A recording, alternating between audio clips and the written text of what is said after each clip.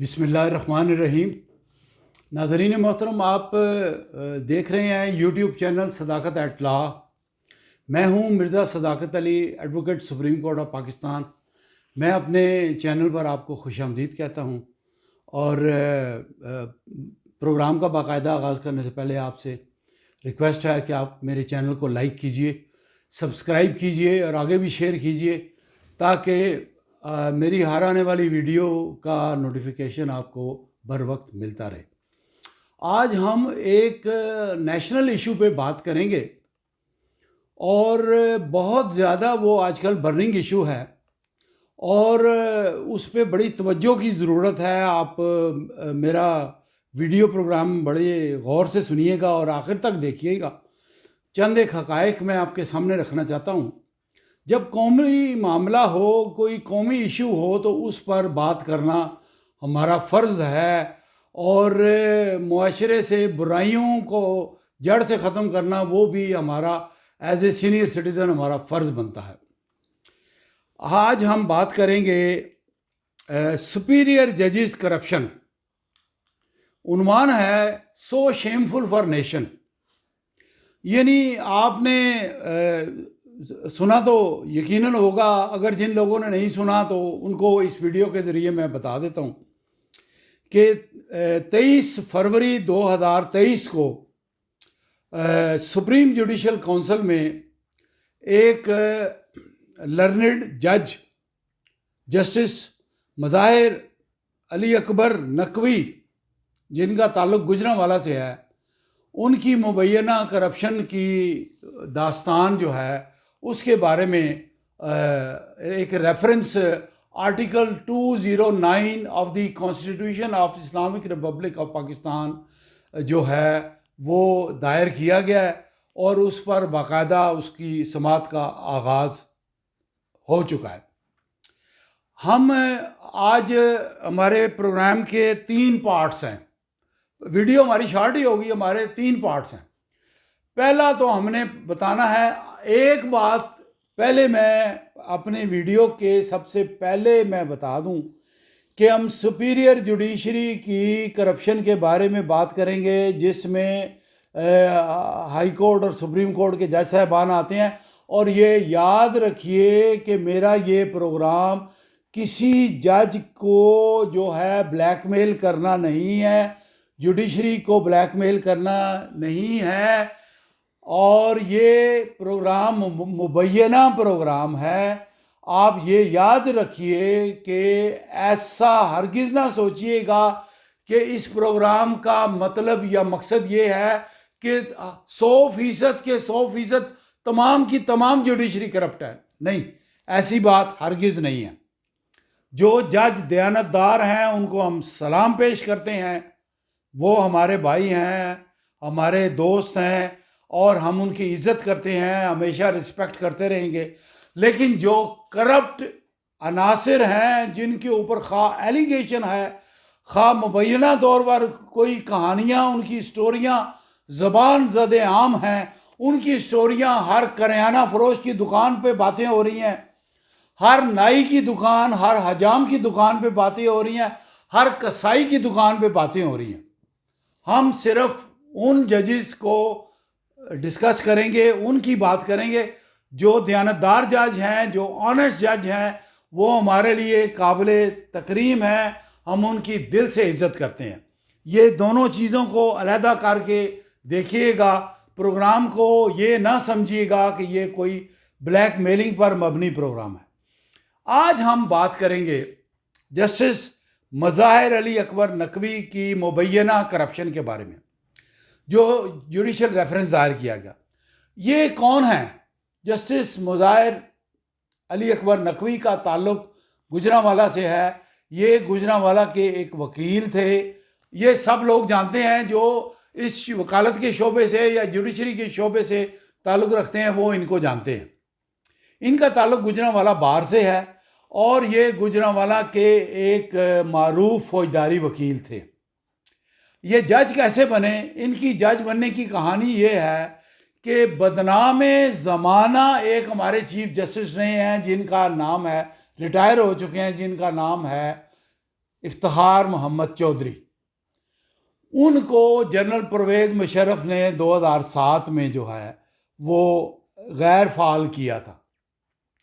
और फिर American CIA ने परवेज़ मुशर्रफ से अपनी मुखालफत और अफ़गानिस्तान की जंग में जो उनका ग्रीवियंस था अमेरिकन CIA का, उसको मिटाने के लिए, उसको परवेज़ मुशर्रफ को डिथ्रोन करने के लिए, परवेज़ मुशर्रफ को इक़्तिदार से हटाने के लिए इफ्तिखार मोहम्मद चौधरी के ज़रिए एक कंपेन चलाई थी। उसका कंपेन का नाम था अदलिया बहाली कंपेन।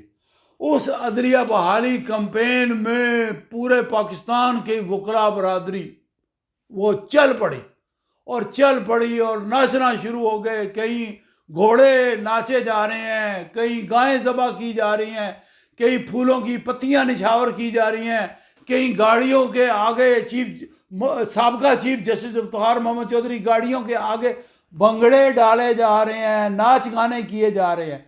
जहाँ से वो गुजरता था वहाँ तक तमाशा लगा होता था। उस तमाशे के पीछे जो थी अमेरिकन CIA थी। इफ्तिखार मोहम्मद चौधरी कोई पॉलिटिकल फिगर नहीं था, कोई पॉपुलर फिगर नहीं था। ये मैं जिम्मेदारी से आपको सारी बात बताता हूँ, रिकॉर्ड पर मौजूद है। उस अदलिया बहाली तहरीक में कि हमें आज़ाद अदलिया चाहिए, हमें एक फ़ाल अदलिया चाहिए, और हम इस तरीके से करेंगे कि इफ्तिखार मोहम्मद चौधरी को बहाल करेंगे। उस तहरीक में भंगड़े डालने वालों में से एक शख्स जिसका नाम जस्टिस, आज के जस्टिस अली अकबर नकवी है, ये भी उनमें से एक थे। ये भंगड़े डालने वालों में इनकी तस्वीरें और इनकी वीडियो रिकॉर्डिंग वगैरह सब कुछ रिकॉर्ड में मौजूद है। और इफ्तिखार मोहम्मद चौधरी ने उस कंपेन के इवज़, यानी उस सर्विसेज के इवज़, उन खिदमात के इवज़, वो जो जुलूस निकाले गए, जो भंगड़े डाले गए, बड़े नालायक जजों को मेरिट का कत्लेआम करके एलिवेट किया। जिन जजों को एलिवेट किया उनमें लाहौर हाई कोर्ट में एलिवेट होने वाले एक जज ये भी थे जिनका मैं अभी जिक्र कर रहा हूँ आपके सामने। ये है इनकी एलिवेशन की कहानी, इनके तकर्रर की कहानी। ये एक फौजदारी वकील थे। अब इनके ऊपर एलिगेशन क्या है? ये जो मुबैना तौर पर आर्टिकल 209 का रेफरेंस है, उसमें एलिगेशन ये है कि इन्होंने, इनके ताल्लुकात थे साबिक वज़ीर आला पंजाब चौधरी परवेज़ इलाही से, और इनकी एक मुबैना गुफ्तगू की ऑडियो जो है वो अनफोल्ड हुई है, बेनकाब हुई है। और उस मुबैना ऑडियो में बहुत सारी बातें जो है आप TV न्यूज़ में भी सुन चुके होंगे। मैं मुबैना इसलिए कह रहा हूँ, अभी इसको साबित होना बाकी है। मेरे कहने का मतलब ये नहीं है कि ये साबित हो चुका, लेकिन आप ज़रा सोचिए, धुआं वहीं से उठता है जहाँ नीचे कुछ थोड़ी बहुत आग होती है। किसी और जात के खिलाफ क्यों नहीं आया? किसी और के खिलाफ क्यों नहीं आया? अली अकबर नकवी के खिलाफ क्यों आया? तो ये रेफरेंस जो है वो आया, और उसमें जो कमाल की बात है वो ये है कि वो एक शख्स जो साबिक वज़ीर आला चौधरी परवेज़ इलाही का सेक्रेटरी था, जिसका नाम अली अकबर उसका नाम मोहम्मद हुसैन भट्टी था, वो लापता एक मुल्जिम था, उसके ख़िलाफ़ बड़ी एलिगेशंस थी करप्शन की। वो गायब हो गया, वो इश्तहारी हो गया, या गायब हो गया, या लापता हो गया, गुमशुदा हो गया, नहीं मिल रहा था। और वो तलाश करते करते जो है एजेंसीज को वो बरामद हुआ हाजिर सर्विस जज साहब के, जजेस एनक्लेव के घर से, जिसको मोअज़्ज़िज़ जज साहब ने पनाह दे रखी थी एक मुल्जिम को, मोहम्मद हुसैन भट्टी को। उसके ऊपर बड़ी एलिगेशन थी। फिर मोहम्मद हुसैन भट्टी जो है वो मीडिया पे आया और उसने अपनी ज़बान से, अपने मुंह से सारी कहानी बयान कर दी। वो आप सुन चुके होंगे, मैं वो रिपीट नहीं करता। अब मैं वो जो ऑडियो लीक्स है उसके बारे में बताता हूँ कि जज साहब पर बड़ी एलिगेशंस है। अब मैं ये आपको बताना चाहता हूँ कि इन जज साहब पर एलिगेशन है कि इन्होंने दौरान जजी 3 अरब रुपए के असासे बनाए हैं। जी जनाब, ये गौर से सुनिएगा, 3 अरब रुपए के असासे बनाए हैं। एक 2 कनाल से जायद का प्लाट है लाहौर गुलबर्ग 3 में, 1 कनाल का प्लाट है इस्लामाबाद में, फिर एक 4 कनाल का प्लाट है एक सोसाइटी में, और फिर एक कमर्शियल प्लाजा जो अरबों रुपए का है गुजरांवाला में है। ये तो नॉन चीज़ें हैं, जो हिडन चीज़ें हैं वो इसके अलावा है। ये जज साहब के एसेट्स हैं। ये कहाँ से रातों रात आ गए इतने अरबों खरबों के असासे? ये जज साहब के खिलाफ एलिगेशंस हैं, और ये एलिगेशंस अभी साबित होना बाकी है। उन पर रेफरेंस जो है वो उसकी समाअत शुरू हो चुकी है। मैं जो बात आपको बताना चाहता हूँ वो ये है कि हमारी अदलिया, हमारे सियासतदान, हमारे रिटायर्ड जर्नल, हमारी ब्यूरोक्रेसी, पूरा मुल्क करप्शन में डूबा हुआ है। बात करने की ये है, पूरा मुल्क करप्शन में डूबा हुआ है। तो फिर अदलिया की कहानियां तो हर दुकान की जीनत है, हर घर की जीनत है। अदलिया की करप्शन की कहानियां हर बार एसोसिएशन की जीनत है, हर चैम्बर की जीनत है। अब मैं आपको जो बात बताना चाहता हूं कि सुपीरियर जुडिशरी में हाई कोर्ट और सुप्रीम कोर्ट के जज साहिबान आते हैं, वो उनका बहुत ऊंचा, बहुत बड़ा मनसब होता है। आप ज़रा सोचिए, इतना बड़ा मनसब होता है कि जज साहब जब गुजरते हैं उनके पास गाड़ी होती है मर्सिडीज बेंज काले रंग की, उसके ऊपर झंडा फ्लैग लहरा रहा होता है, जज का नाम ऊपर लिखा होता है। अगर वो पंजाब से ताल्लुक़ है तो पंजाब गवर्नमेंट का निशान लिखा होता है, अगर वो सिंध से हैं तो सिंध गवर्नमेंट का निशान लिखा होता है। इसी तरह हर सूबे का अपना निशान होता है।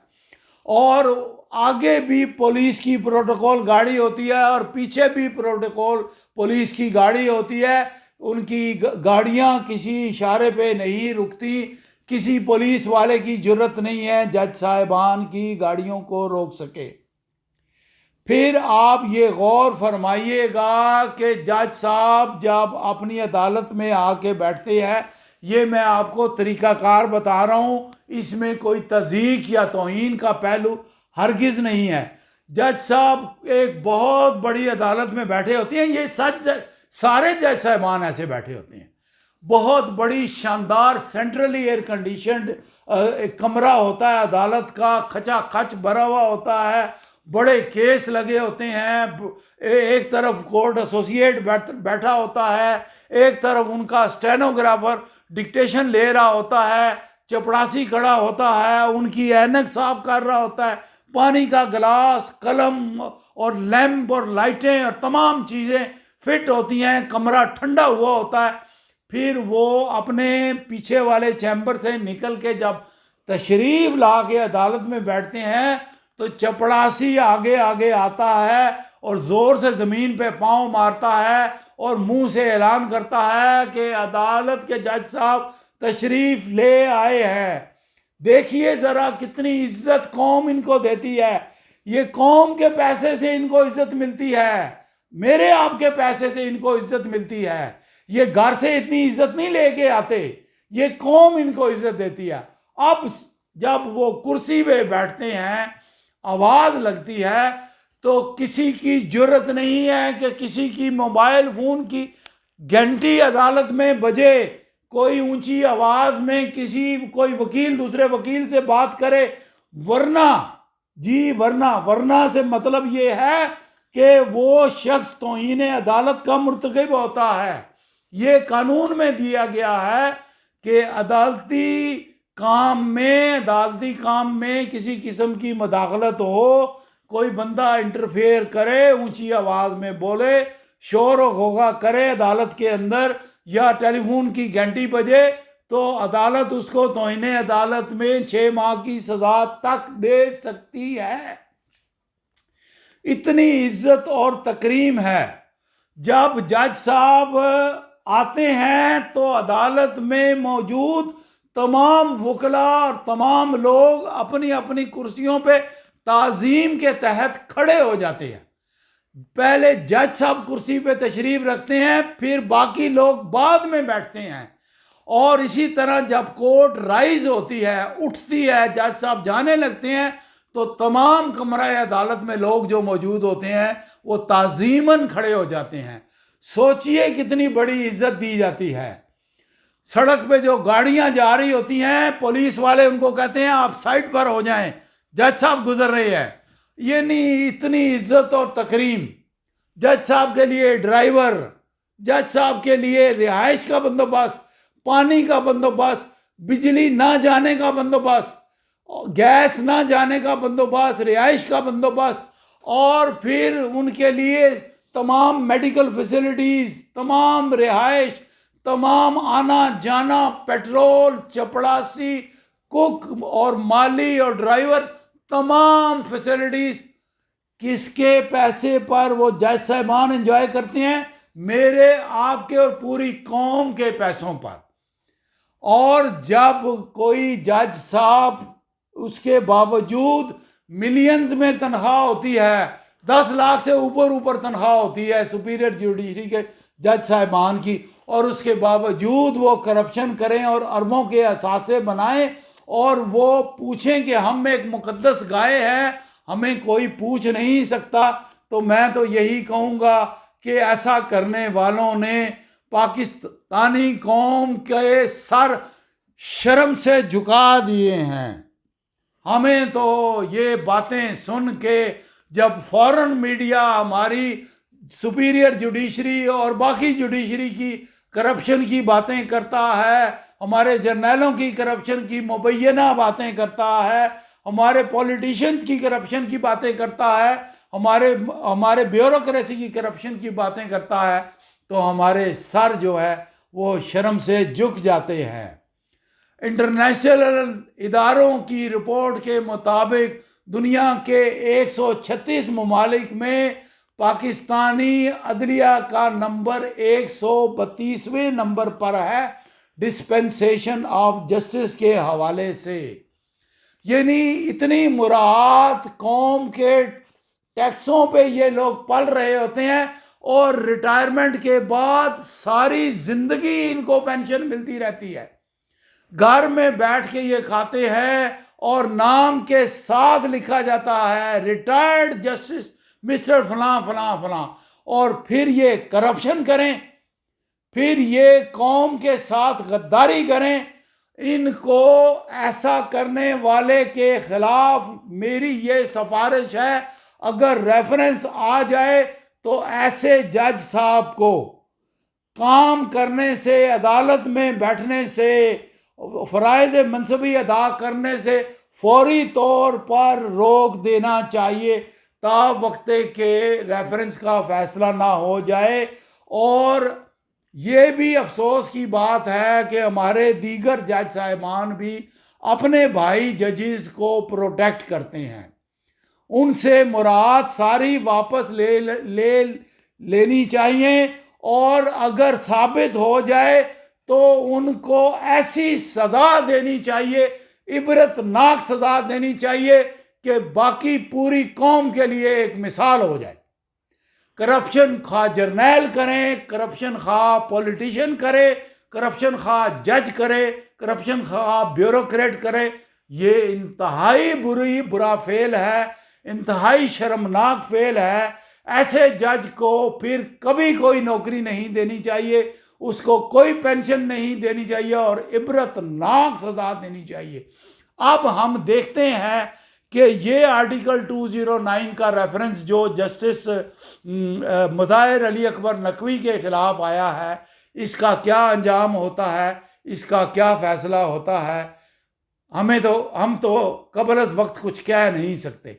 लेकिन एक बात आपको बता दूं कि धुआं वहीं उठता है जहां नीचे कोई आग होती है।